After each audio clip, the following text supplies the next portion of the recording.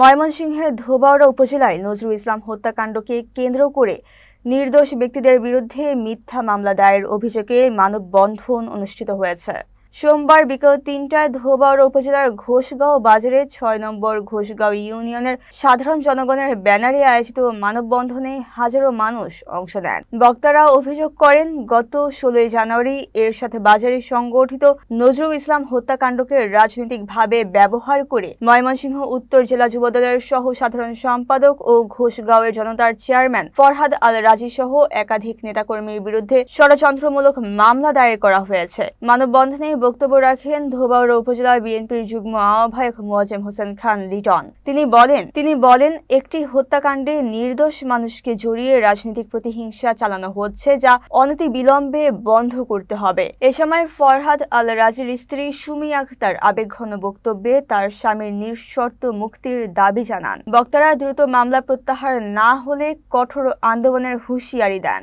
নির্বাচনকে কেন্দ্র করে কয়েকদিন আগে এরশাদ বাজারে যে ঘটনা ঘটেছে, নজরুল হত্যাকাণ্ডের ঘটনা ঘটেছে, আমি বলতে চাই একটি হত্যাকাণ্ড কোনোভাবে মেনে নেওয়া যায় না।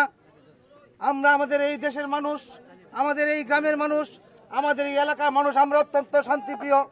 যে কোনোভাবেই হোক এই অনাকাঙ্ক্ষিত ঘটনাটি ঘটেছে। নজরুল হত্যাকাণ্ডের জন্যে আমার পরিবার, আমি ব্যক্তিগতভাবে অত্যন্ত দুঃখিত হয়েছি। হত্যাকাণ্ডটা ঘটছে এরশাদ বাজার, এটার সাথে আমার স্বামী কোনোভাবেই সম্পৃক্ত না। উনি আমাদের সাথে একটা বিয়ের অনুষ্ঠানে ছিলেন এবং রাত্র পর্যন্ত ছিলেন।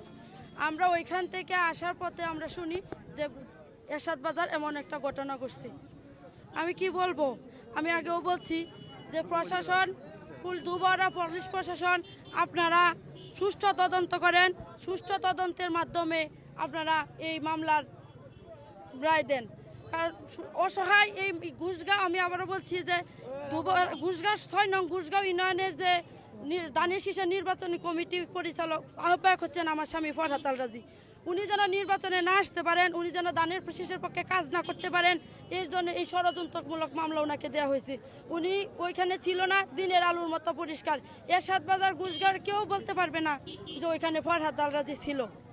আমি সাংবাদিক ভাইদেরকে বলতেছি, আপনারা সুষ্ঠু তদন্ত করেন, আপনারাও মানুষের সাথে কথা বলে দেখেন, কেউ একজন বলতে পারবে না যে ফরহাদ আল রাজি ওইখানে ছিল। আপনারা দয়া করে সুষ্ঠু তদন্তের মাধ্যমে, আমি এই মামলার যে মামলাটা হয়েছে এই মামলার প্রত্যাহার দাবি করছি এবং এই মামলার তীব্র নিন্দা জানাচ্ছি। ফরহাদ সহ অন্যান্য আসামি যারা আছেন তাদেরকে যেন মুক্তি দেওয়া হয়, মিথ্যা মামলার যেন হয়রানি না করা হয়।